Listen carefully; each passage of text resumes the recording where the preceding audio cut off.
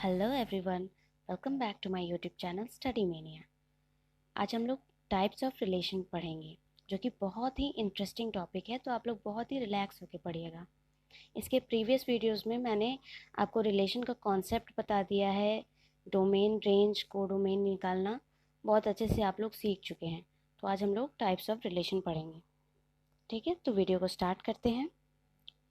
देखिए, ये कुछ टाइप्स मैंने लिखा है, इसी को आज हम लोग एक्सप्लेन करेंगे। ठीक है, फर्स्ट क्या है? Empty relation. सेकेंड है यूनिवर्सल रिलेशन, आइडेंटिटी रिलेशन। और ये जो तीन हैं, तीन नहीं चार नीचे से, ये बहुत ही इंपॉर्टेंट है आपके सिलेबस के पॉइंट ऑफ व्यू से। Reflexive relation, symmetric relation, transitive relation and equivalence relation. ठीक है, एम्प्टी रिलेशन, इसे आप और किस नाम से जानते हैं? Void relation. ठीक है, वॉइड रिलेशन, नल रिलेशन, ये सारे क्या होते हैं? Empty relation. Empty in the sense, जब रिलेशन में कोई भी ऑर्डर्ड पेयर ना हो, यानी वो फाई हो। ठीक है, मतलब एम्प्टी हो। ठीक, if there is not any ordered pair in a relation then it is called empty relation. ठीक है, इसको हम लोग क्या करेंगे, कोई भी चीज़ समझने के लिए एग्जाम्पल की हेल्प लेंगे। ठीक है, तो आइए एग्जाम्पल देख लेते हैं। जैसे हमने कोई सेट कंसीडर कर लिया, let a is equal to 1 2 3, और हमें कोई रिलेशन गिवन है r is equal to ordered pair A B, और शर्त क्या है? a plus B is equal to 10। ठीक है, अच्छा, रिलेशन होता क्या है आप लोग पढ़ चुके हैं। रिलेशन क्या होता है? r is a subset of a cross b। ठीक है, तो पहले हम लोग क्या करते हैं, a क्रॉस b निकाल लेते हैं। अब देखिए यहाँ पे a क्या है, ये क्या रिलेशंस ऑन अ सेट है। ठीक है, मतलब a का a के साथ रिलेशन, तो a का a के साथ रिलेशन है, यानी कार्टेशियन प्रोडक्ट क्या होगा? a cross a। आपको कार्टेशियन प्रोडक्ट निकालने आता है a का a से। ठीक है, मतलब दो सेट दिए, मतलब एक ही सेट है, उसका उसी के साथ रिलेशन है। ठीक है, इसमें जो भी एलिमेंट्स होंगे उसके साथ, यानी 1 2 3 का 1 2 3 के साथ। ठीक है, तो यहाँ से क्या बनेगा? 1 1 1 2 1 3 2 1 2 2 2 3 3 1 3 2 3 3। ठीक है, ये a क्रॉस b बन गया।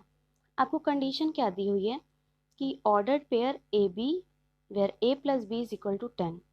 हम देखेंगे a plus B is equal to 10 जहाँ आ जाएगा, वही हमें वैसा ऑर्डर्ड पेयर मिल जाएगा, इस कंडीशन को फॉलो करता हुआ।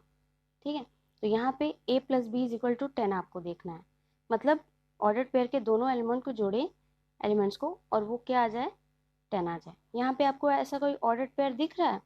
1 1 को जोड़ने पे 10 आएगा? नहीं आएगा। 1 3 1 2 2 1 किसी को भी ऐड करने से आपको 10 नहीं मिल रहा है। ठीक है, यानी रिलेशन में क्या है, कोई भी ऑर्डर्ड पेयर आ नहीं रहा है। ठीक है, तो वो क्या हो गया? फाई है। ठीक, तो if there is not any ordered pair in a relation then it is called a empty relation. ठीक, सेकंड क्या है? Universal relation. यूनिवर्सल रिलेशन, ये सब मैंने आपको पहले के वीडियोस में भी बता दिया है, फिर से एक बार रिकॉल कर देती हूँ। तो यूनिवर्सल रिलेशन क्या होता है?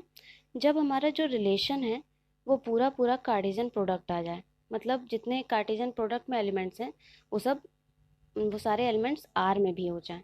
ठीक है, तो वो हमारा यूनिवर्सल रिलेशन कहलाएगा। फॉर एग्जाम्पल, सपोज करिए कोई सेट है a इज इक्वल टू 1 2, ठीक है, b इज इक्वल टू 3 4। यहाँ से आप क्या करिए, कार्टेशियन प्रोडक्ट निकाल के देखिए, या आपको क्या करना है, आपको यूनिवर्सल रिलेशन देखना है ना। तो मान लीजिए कोई रिलेशन गिवन है आपको, r इज इक्वल टू 1 3 1 4 2 3 2 4। ठीक है, तो आप इसको देखेंगे कि ये a क्रॉस b का सबसेट है कि नहीं। तो आप देख रहे हैं, जब यहाँ से आप a क्रॉस b निकालेंगे तो a क्रॉस b भी आपको क्या मिलेगा? यही मिलेगा। ठीक है, मतलब जो A क्रॉस B आपको जो मिलेगा, यहाँ से आप कार्टेशियन प्रोडक्ट निकाल लीजिए, 1 3 1 4 2 3 2 4, ठीक है, यही निकलेगा। और रिलेशन भी हमें यही गिवन है, तो दोनों क्या इक्वल हो गए। तो जब आर हमें वही मिल जाए जो A क्रॉस B है, तो वो क्या हो जाता है, यूनिवर्सल रिलेशन। ठीक है, दोनों कॉन्सेप्ट इजी है। अगला है identity relation. Third one is identity relation. ये क्या होता है, देखिए, when R is equal to A ordered pair AA such that for every A belongs to A।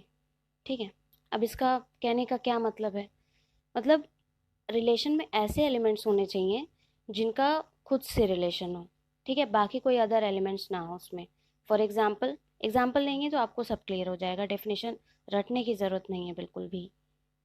Example लेते हैं, let A is equal to 1 2 3। सबसे इजी एग्जाम्पल यही होता है। मान लीजिए कोई रिलेशन दिया है, R इज इक्वल टू 1 1 1 2 2 3 3। ठीक है, तो ये क्या है, आइडेंटिटी रिलेशन है।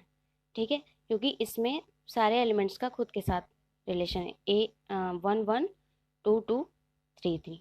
ठीक है, ये हो गया आइडेंटिटी रिलेशन। अच्छा बताइए, एक और मान लीजिए ये R1 था, R2 ले लेते हैं। कोई रिलेशन गिवन है, सपोज 1 1 2 2 3 3 2 3। क्या ये आइडेंटिटी रिलेशन है, इसमें 1 1 है, 2 2 है, 3 3 है, लेकिन इसमें अलग से क्या आ गया, 2 3 है, तो ये क्या है, आइडेंटिटी नहीं है। ठीक है, आइडेंटिटी तभी होगा जब पेयर में सब रहेंगे, मतलब सबका खुद से रिलेशन होगा, 1 1 2 2 3 3 इस टाइप के। अगर एक सेट 4 होता तो एक आइडेंटिटी एक ऑर्डर पेयर क्या आ जाता, 4 4 आ जाता, लेकिन उससे अलग कुछ नहीं रहेगा। ठीक है, फोर्थ रिलेशन क्या है, most and most important relation, it is reflexive relation. Reflexive relation, ठीक है, बहुत ही इंपॉर्टेंट आपके सिलेबस के पॉइंट ऑफ व्यू से और आने वाले एग्जाम्स में उसके पॉइंट ऑफ व्यू से। रिफ्लेक्सिव रिलेशन क्या होता है, a relation in a set is called reflexive if, वो लैंग्वेज तो आप लिख ही लेंगे, इफ क्या होगा, कोई सेट है, ठीक है, सॉरी, कोई ऑर्डर्ड पेयर है किसी सेट का, वो क्या कर रहा है, रिलेशन में बिलोंग कर रहा है, where A is belongs to A। ठीक है, इसको भी क्या करेंगे हम, एग्जाम्पल से समझेंगे, सारे जितने भी रिलेशन है सबको एग्जाम्पल से समझेंगे तभी समझ में आएगा। फॉर एग्जाम्पल ले लेते हैं, A इज इक्वल टू 1 2 3। पहले मैं एग्जाम्पल बताऊंगी, उसके बाद डेफिनेशन पे आके उसको क्लियर करूंगी। ठीक है, A इज इक्वल टू क्या दिया, 1 2 3 कोई सेट दिया है, और रिलेशन क्या है, R इज इक्वल टू 1 1 1 3 2 3। ठीक है, देखिए, A बिलोंग्स टू R। ठीक है, यहाँ पे 1 1 1 3 2 3 है। ठीक है, तो यहाँ पे क्या क्या चीज़ें नहीं प्रेजेंट हैं जो कि रिफ्लेक्सिव होने में मदद करती। ठीक है, तो रिफ्लेक्सिव हम कब कहते हैं, जब यहाँ पे 2 2 गिवन होता और 3 3 गिवन होता। ठीक है, तो यहाँ पे ये दोनों तो गिवन नहीं है, तो हम क्या लिख सकते हैं, 2 2 इज नॉट बिलोंग्स टू, इसको R1 मान लीजिए, R1, and 3 3 is not belongs to R2। ठीक है, आपको बस अपने एग्जाम के पॉइंट ऑफ व्यू से देखना है, इसलिए ज़्यादा स्टेप्स मैं नहीं लिखवा रही हूँ। A इज इक्वल टू 1 2 3 है, R1 इज इक्वल टू 1 1 1 3 2 3 है। आपने देखा कि इसमें क्या है, ये दोनों टर्म्स गायब है, अगर ये दोनों टर्म्स भी इसमें रहते हैं तो ये क्या हो जाता, रिफ्लेक्सिव हो जाता। ठीक है, आपने ये दिखा दिया कि ये दोनों इसमें मौजूद नहीं है, that's why this is not a relation. तो R1 इज, R1 है, नॉट अ रिफ्लेक्सिव। ठीक है, रिफ्लेक्सिव रिलेशन है। ठीक, R1 इज नॉट रिफ्लेक्सिव। अब रिफ्लेक्सिव कब होगा ये भी हम एग्जाम्पल के थ्रू देख लेते हैं। ठीक है, कोई सेट मान लीजिए R2 है, रिलेशन सेट तो हमें दिया ही है ए, उसमें हम रिलेशन कुछ अपने से कंसीडर कर ले रहे हैं। तो R2 क्या है, 1 1 1 3 2 2 3 1। ठीक है, अब क्या ये रिफ्लेक्सिव है, 1 1 1 3 2 2 3 1। सेट क्या है, 1 2 3। आपको क्या मिलना चाहिए, 1 1 2 2 3 3। यहाँ पे क्या है, 1 1 है, 2 2 है, पर 3 3 है नहीं है, तो ये क्या होगा, रिफ्लेक्सिव नहीं होगा। Because if a belongs to R for every a belongs to a ना, जब for every a belongs to a मिल रहा है यानी तीनों के लिए ये कंडीशन अप्लाई होनी चाहिए।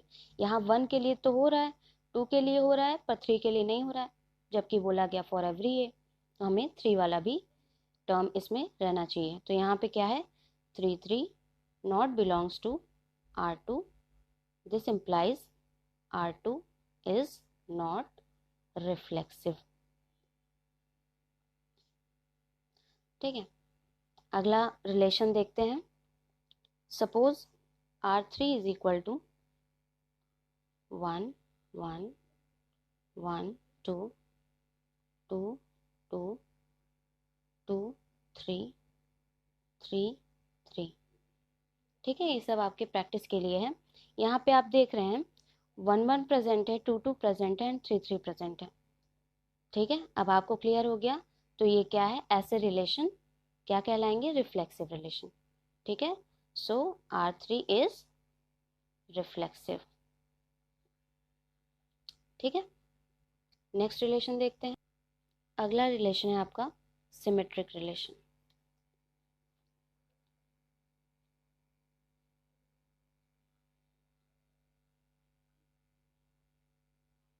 सिमेट्रिक रिलेशन क्या होता है, देखिए पहले डेफिनेशन जान लेते हैं, उसके बाद हम एग्जांपल से देखेंगे।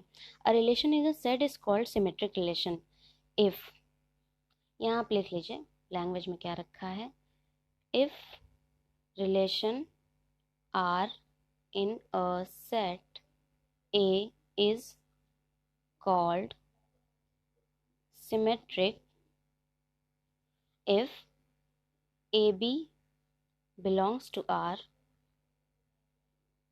and जब AB R में बिलोंग कर रहा है तो BA भी क्या होना चाहिए, R में बिलोंग करना चाहिए। ठीक है, दिस इम्प्लाइज दैट। ठीक, फिर से एक बार समझ लेते हैं कि कोई भी रिलेशन क्या है, सिमेट्रिक कब कहला जाएगा, जब एक ऑर्डर्ड पेयर दिया है उसका उल्टा करें तो वो भी क्या होना चाहिए, उस रिलेशन में गिवन होना ज़रूरी है। ठीक है, ये हो गई आपकी सिमेट्रिक की कंडीशन। ठीक है, यानी if A B belongs to R, this implies that B A is also belongs to R. ठीक है, ये क्या होना चाहिए, for every A B belongs to A. Set क्या है, रिलेशन ऑन अ सेट है, मतलब किसी एक सेट पे ही रिलेशन है, यानी इसका कार्टेशियन प्रोडक्ट हम कैसे निकालेंगे, ए क्रॉस ए। ठीक है, ए का ए के साथ रिलेशन, तो ये क्या फॉलो करता है सिमेट्रिक रिलेशन कि if A B belongs to R then B A belongs to R. ठीक है, ये कंडीशन मस्ट होनी चाहिए। एग्जाम्पल देख लेते हैं। एग्जाम्पल क्या है, लेट वही पुराना ए इज इक्वल टू 1 2 3 कोई सेट मान लीजिए। ठीक है, मान लीजिए कोई रिलेशन दिया R1 1 2 2 1 3 1। अब देखिए आपको कंडीशन क्या थी कि अगर ए बी है तो बी ए भी होना चाहिए भाई सिमेट्रिक रिलेशन में। ठीक है, तो यहाँ से हम देख रहे हैं 1 2 है तो 2 1 भी है, 3 1 है तो 1 3 भी तो होना चाहिए, लेकिन यहाँ पे क्या है 1 3 तो है नहीं, तो हम सीधा सीधा यहाँ से क्या लिख देंगे, 1 3 इज नॉट बिलोंग्स टू क्या, R1, this implies R1 is not symmetric. अगला एग्जाम्पल कंसिडर करते हैं। अगला रिलेशन, सपोज कोई रिलेशन गिवन है R2 इज इक्वल टू 1 1 1 3 2 2 3 1। ठीक है, क्या ये सिमेट्रिक है, हम कैसे देखेंगे, अगर हमें पेयर कोई ऑर्डर पेयर क्या है, ए बी दिया है तो बी ए भी होना चाहिए। तो यहाँ से देखेंगे 1 1। अच्छा देखिए 1 1 का बी ए यानी रिवर्स क्या होगा, 1 1 ही होगा, तो इसकी तो बात खत्म हो गई। यहाँ पे क्या है 1 3 है तो 3 1 भी होना चाहिए। यहाँ से क्या हो गया 3 1 है। यहाँ पे क्या है 2 2 है, इसका रिवर्स 2 2 ही होगा, यानी तीनों के रिवर्स हमारे पास यहाँ पे मौजूद हैं। तो हम क्या कहेंगे कि R2 इज सिमेट्रिक। ठीक है, क्लियर हो गया। अब देखिए अगला क्या है ट्रांजिटिव, जो कि सबसे खतरनाक वाला रिलेशन माना जाता है। कभी कभी ये समझ में नहीं आता है, इसके एग्जाम्पल्स हमें फंसा देते हैं, इसको बहुत ही ध्यान से देखिएगा। ठीक है, तो अगला रिलेशन क्या है ट्रांजिटिव। ट्रांजिटिव रिलेशन क्या होता है,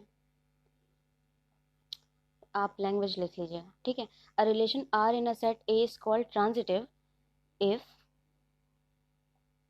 ए B belongs to R and B C belongs to R. ये दोनों कंडीशन अगर आपको दी हुई है रिलेशन में, ठीक है, तो इससे हमें क्या मिलना चाहिए कि जो ए सी होगा वो भी क्या करेगा आर में, यानी उस रिलेशन में बिलोंग करेगा for all a b C belongs to a, जो भी सेट के एलिमेंट्स हैं। ठीक है, सेट के एलिमेंट्स क्या थे, ये थे, तो ये क्या कर रहा है ए में बिलोंग कर रहा है। कंडीशन क्या थी ए बी बिलोंग कर रहे, मतलब ए बी क्या करे उस रिलेशन में हो, बी सी भी हो, दैट मीन्स ए सी भी होने चाहिए। ठीक है, जैसे हम यहाँ पे लिख दे रहे हैं ए बी बिलोंग कर रहा है, बी सी बिलोंग कर रहा है, तो यानी ये दोनों वाले भी एलिमेंट्स होने चाहिए। ठीक है, एक और एग्जांपल ले लीजिए, थोड़ा अंकों में समझ में ज़्यादा आता है। 1 2 है इधर और इधर 2 3 है। ठीक, तो क्या होना चाहिए ट्रांजिटिव के लिए 1 3 भी होने चाहिए। ठीक है, ये सब ऑर्डर पेयर ध्यान रखिएगा। अब देखिए इसको भी हम क्या करेंगे एग्जाम्पल से समझेंगे ताकि हमारे दिमाग में जल्दी से घुसे। ठीक है, तो एक एग्जाम्पल ले लेते हैं। कोई सेट सपोज कर लीजिए, let A is equal to 1 2 3 और रिलेशन क्या गिवन है 1 1 2 2 3 3 1 2 2 3। ठीक है, ये कोई रिलेशन गिवन है। अब हम कैसे चेक करेंगे कि ये ट्रांजिटिव रिलेशन है या नहीं, इन्हीं नियमों को देखते हुए हम क्या करेंगे, इस पे देखें अप्लाई करेंगे और देखेंगे ये क्या कर रहा है, इस पे सेटिस्फाई हो रहा है कि नहीं। ठीक है, तो देखिए पहले पेयर के को लेके चलते हैं 1 1 2 सॉरी 1 1। यहाँ पे देखिए ए बी, ए से शुरू हुआ बी पर खत्म हुआ पहला ऑर्डर पेयर, तो नेक्स्ट वाला जो ऑर्डर पेयर है वो बी से ही शुरू होना चाहिए। यानी जिससे क्या कर रहा है पहला पेयर क्या रहा है, जिससे खत्म हो रहा है दूसरा पेयर उसी से शुरू होना चाहिए। ठीक है, तो यहाँ पे क्या है 1 1 पे खत्म हो रहा है, तो अब हम 1 वाला पेयर ढूंढेंगे। यहाँ पे 1 वाला कौन सा है ये। ठीक, यानी पहले हम इसमें और इसमें देखेंगे, तो देखिए 1 1 1 2, तो हमें क्या मिलना चाहिए लास्ट का भी 1 2 मिलना चाहिए। ठीक है, तो हमें क्या मिल रहा है, अगर मैं इसको यहाँ से लूँ, अगर चलिए लिख ही दे रहे हैं अलग से, 1 1 के लिए है और 1 2 के लिए, तो यहाँ से आप क्या देखेंगे 1 और 2 वाला भी होना चाहिए जो कि आपके सेट में मौजूद है।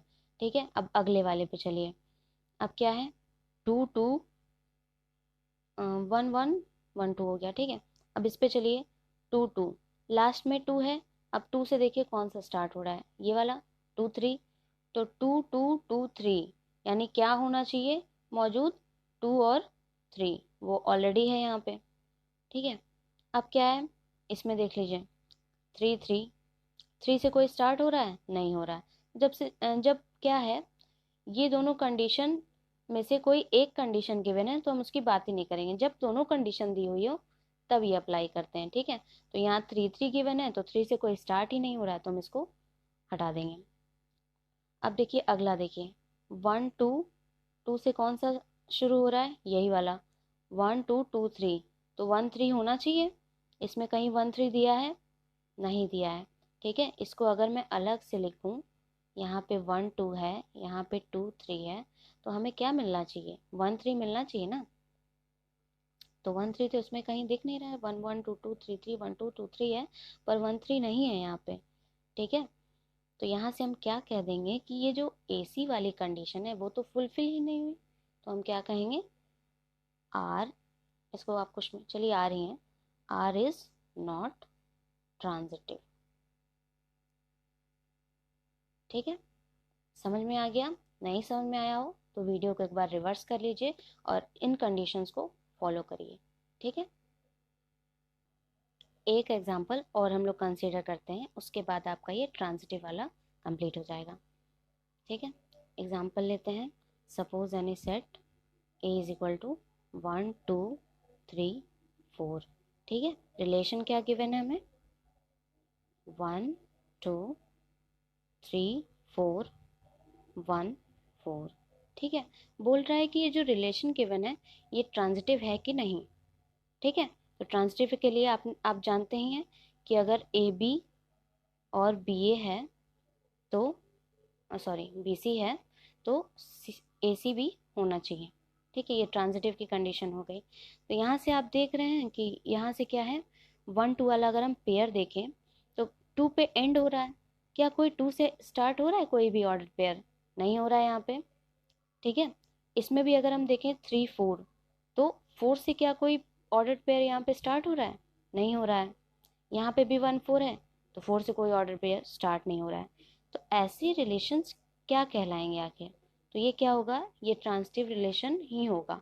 ठीक है, क्योंकि हमें शर्त क्या दी रहती है कि अगर ये दोनों हैं तब ये होना चाहिए, अगर ये दोनों में से कोई एक है तब ये होना ज़रूरी नहीं है। ठीक है, तो इसको भी हम क्या मानेंगे, ट्रांजिटिव मानेंगे।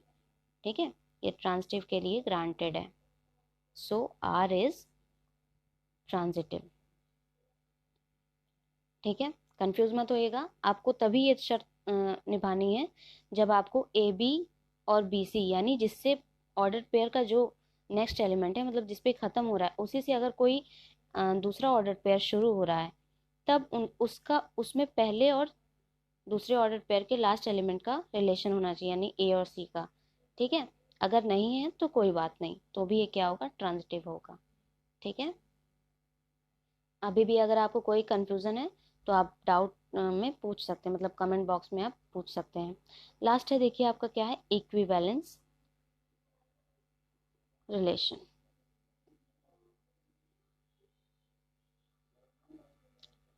ठीक है, इक्विवेलेंस रिलेशन क्या होता है, अभी देखिए इसको मैं अगले वीडियो में बताऊंगी, मैं अभी रफली बता दे रही हूँ।